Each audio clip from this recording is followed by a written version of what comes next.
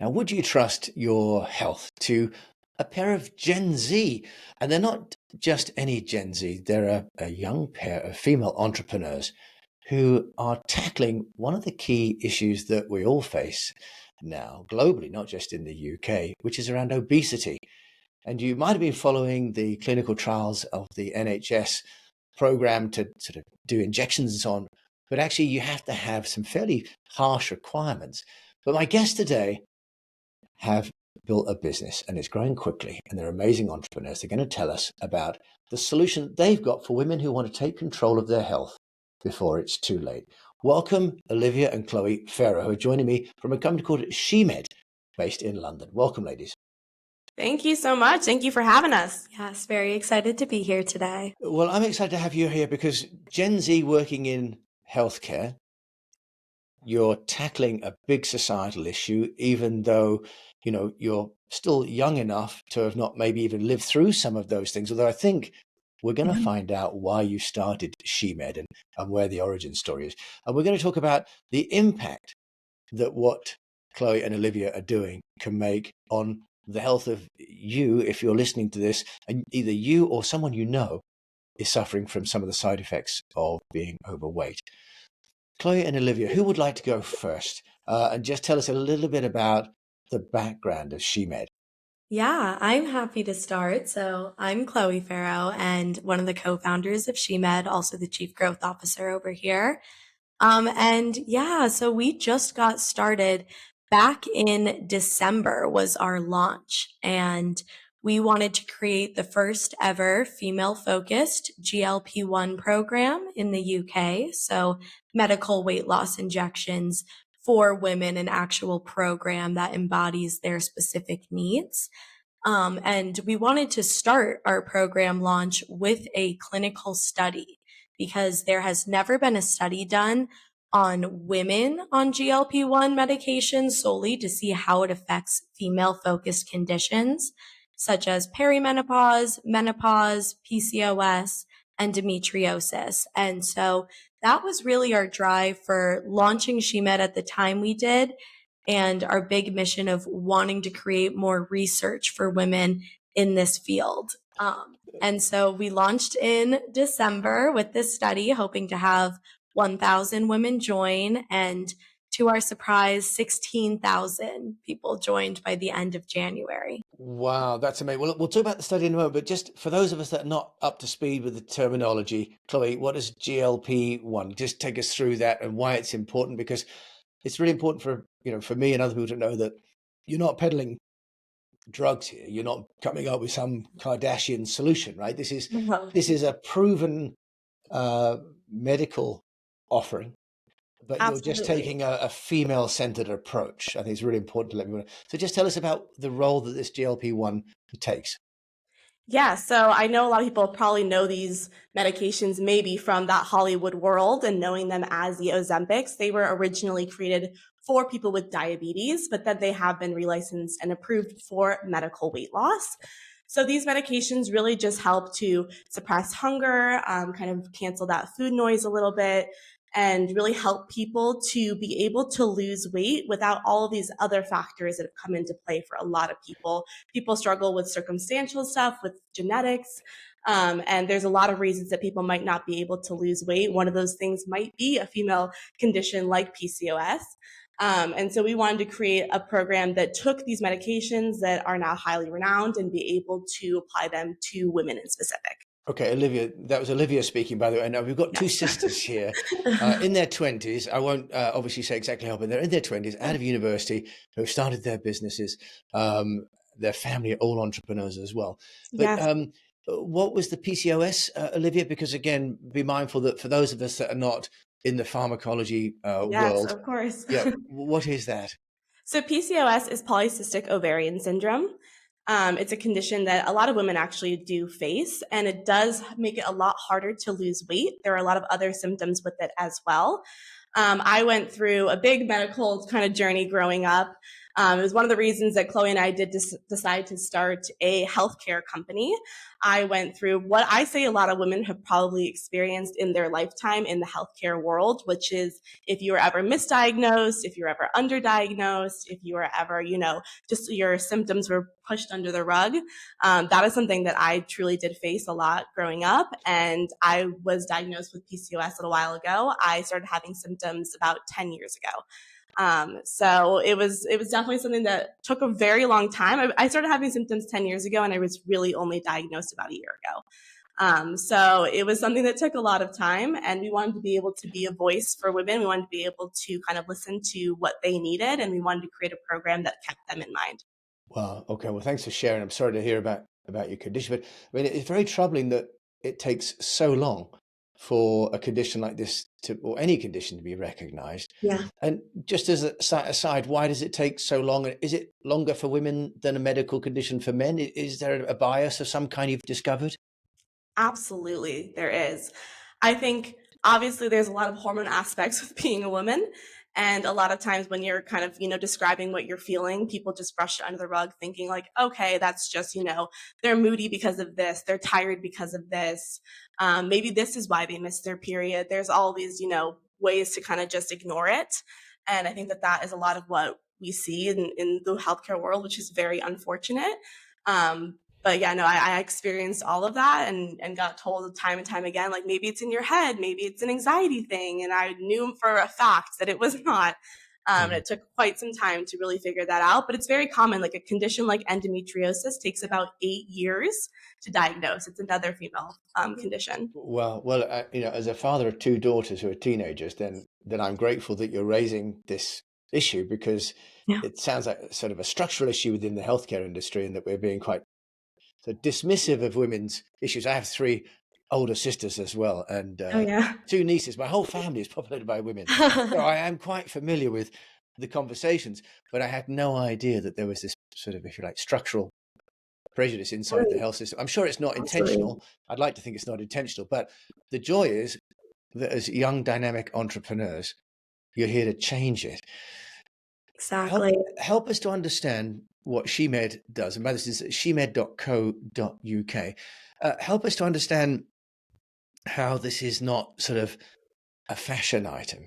Mhm. And I did watch one of your videos with a young lady called Pooja, I think is how you pronounce her name. Yes. And, her comment struck me. She said, she'd wanted to lose weight. She was 3 sizes too large, but she couldn't go to the gym because she felt kind of self-conscious about going to the gym. So she'd been on your Mhm. program, got down to a size where she felt she could go to the gym and if you like, then get the health benefits. So can you just help us to understand the approach that you're taking, that this is not a cosmetic approach. This is really a well-being approach. Absolutely. We definitely see this as a biological fix and not a cosmetic one. And exactly, Pooja's story is one of the amazing ones that we hear time after time again of the world isn't built for obese people. We have another one amazing testimonial about a woman who feels like the tube is not built for people with obesity. And it's just all these day to day actionable items were not made for certain body types.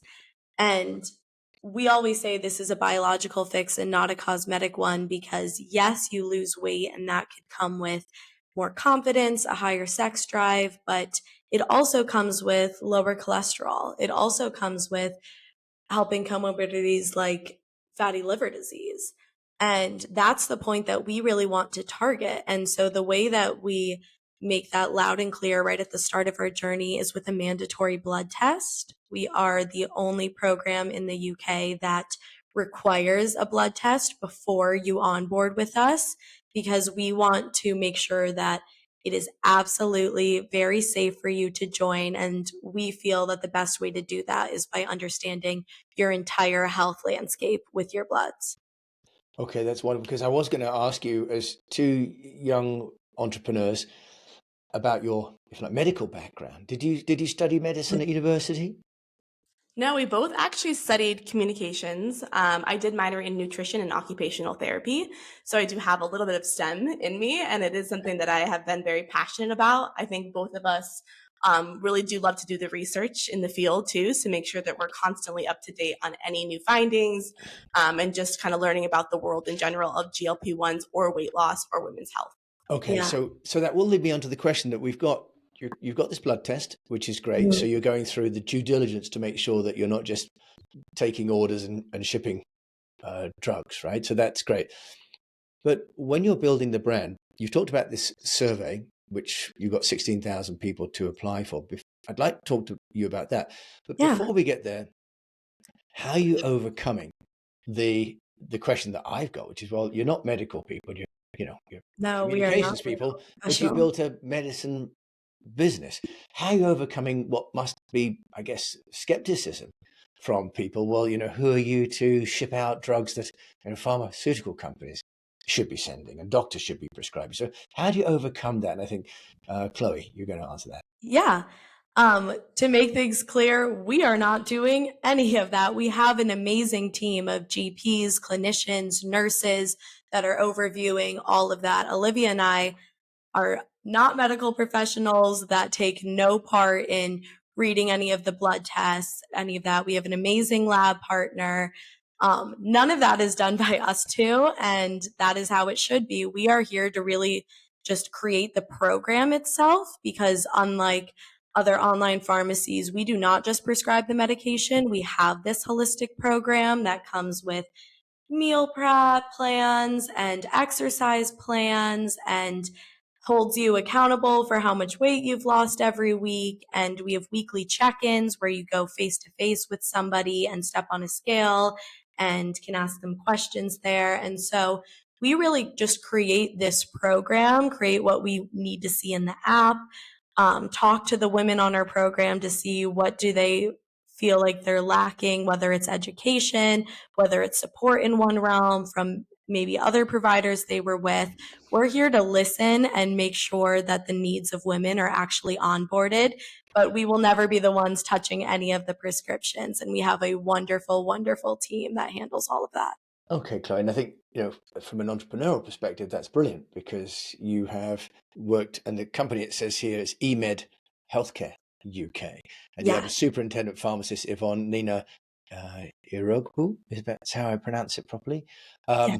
So the fact that you're giving reassurance by not trying to become experts in No. pharmacology, obviously you know what it does and how it functions, but building the communications-based program around it Absolutely. is really makes a lot of sense. Yeah. And it sounds as though one of the largest problems in the market has been for women to be heard, and therefore it is a communications challenge. Is that right? Yeah, absolutely. And there has been this gendered health gap forever.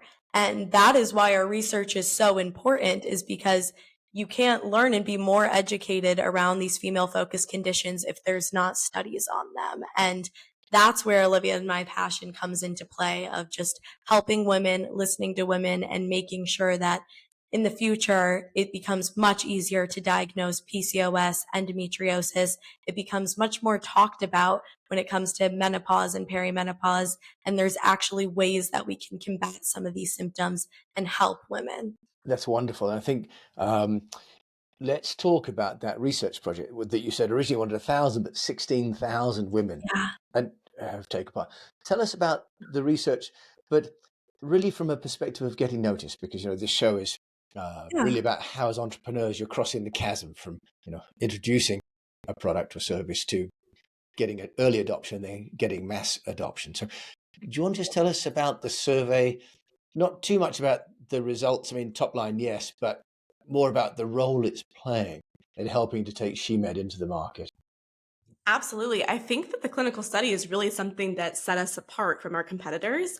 Yes, we're doing it because we truly believe in closing that gender health gap in research.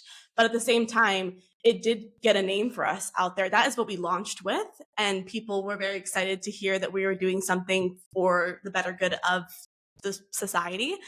And so when we created this, I think it did stir a lot of, attention towards us. So it was a great business move, even though it was really meant to be, on the realm of doing something for research and for the medical world.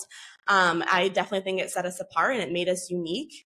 And I think that now people are probably going to be looking to us as like one of the leaders in women's healthcare in terms of the GLP-1 world. So that is an amazing accomplishment to have. Our study is ongoing. It'll be ongoing for a year, so we won't have results until 2026. Okay, and that's at shemed.co.uk. There's a clinical study. And just if anyone's interested, on my YouTube at Jim A. James, you can see I'm doing a screen share, but you're talking here about 1% of all healthcare research funding is allocated to female-specific health conditions. So just 1%. And obviously, we don't have 1% of the population is female. So they're structurally the source of your prejudice, I suppose, isn't it, that we're allocating such a small percentage of our research to female-oriented illnesses. And you've got 25% of women, or rather women spend 25% more of their lives in debilitating healthcare problems than men. So you're really uncovering some very uncomfortable truths here, aren't you? It's interesting. Yeah, it's interesting from a marketing point of view. Why did you start the research? Because someone else in your position might have done product trials and reviews and, sort of a PR roadshow and trying to get into hospitals and doctors. And yet you've taken a very different approach, which is why I wanted to have you on the show, because you've taken an education and a market engagement approach, which is very interesting.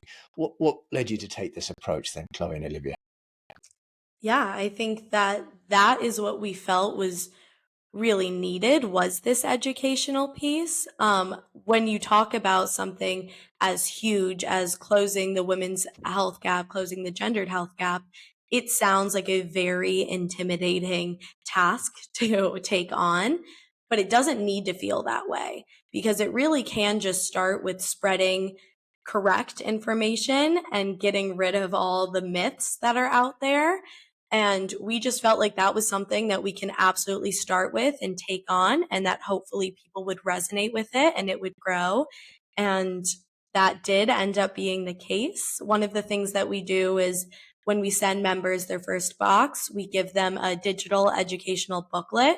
So it's about the size of a business card. It just has a QR code on it, and it describes a lot of female-focused conditions and different health problems, whether it's menopause or UTIs or yeast infections, just everything that's in the women's health lens, so that just one page on each thing, and many books and podcasts that you can listen to further any questions or engagement on the subject. And we really made it so people can send it to their friends, to their family, and just get information out there as widely accessible and freely as possible.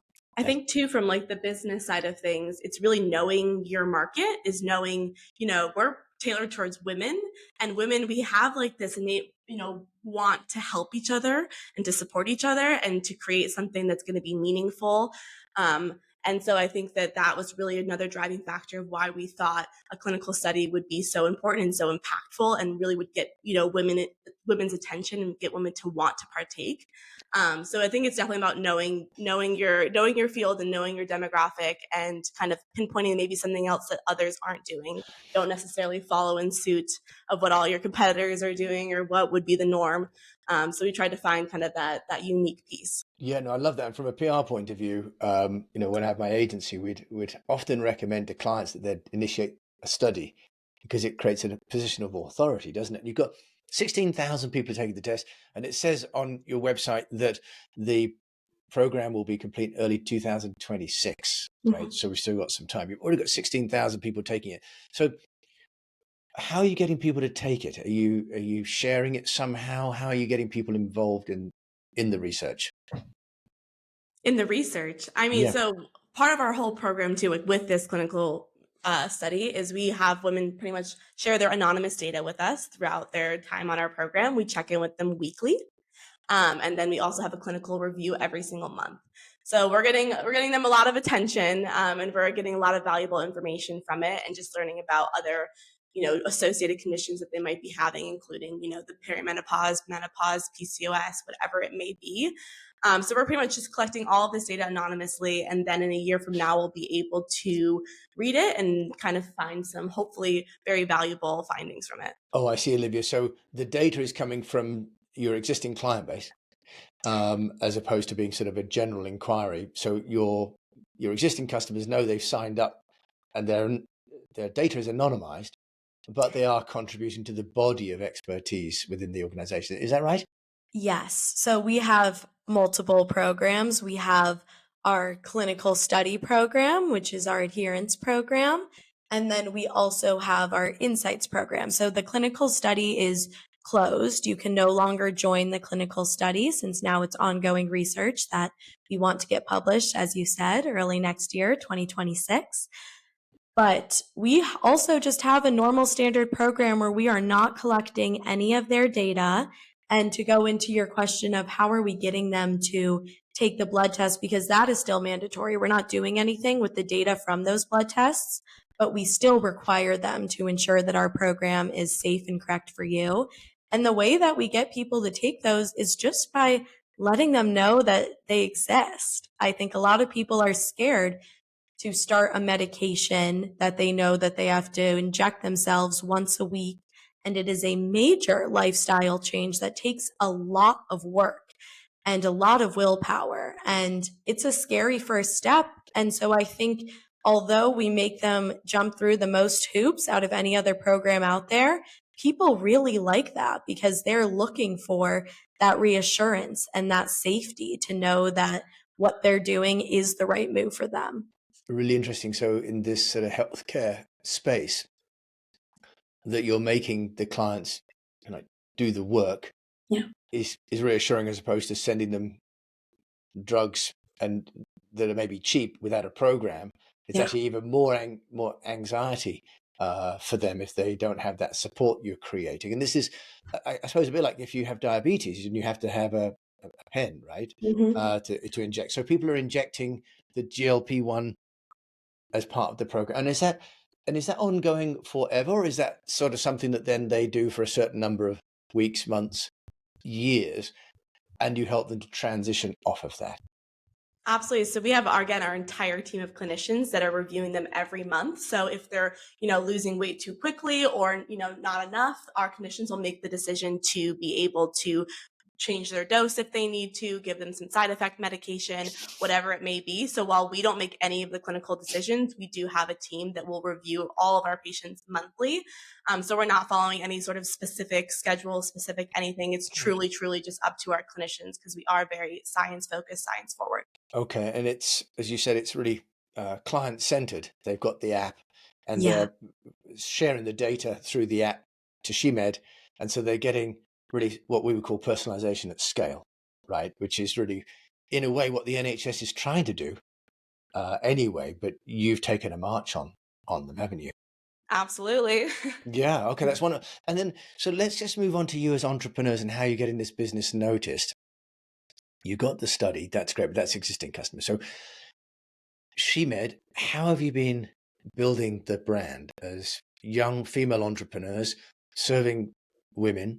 I can completely get the fit, but we all know, and you do because you're communications majors, that the big challenge is getting the word out. So how have you been doing that, Chloe and Olivia? Absolutely. We have an amazing marketing team, and I would say that this is a pretty Gen Z answer, but we have really been targeting the online world. So it's been through Meta, through Google, through Reddit, through Pinterest. We've been taking every single angle to let people know that this offer is out there because as I was saying before, that is really our biggest issue was we are so new and we do have a very intricate program, but it's just letting people know that we exist. And so it really has been targeting all of those different online platforms so that people can see who we are. And yes, as you can see, if you're following along on YouTube, there's a screen share going on. And one of the videos is actually Olivia making healthy recipes.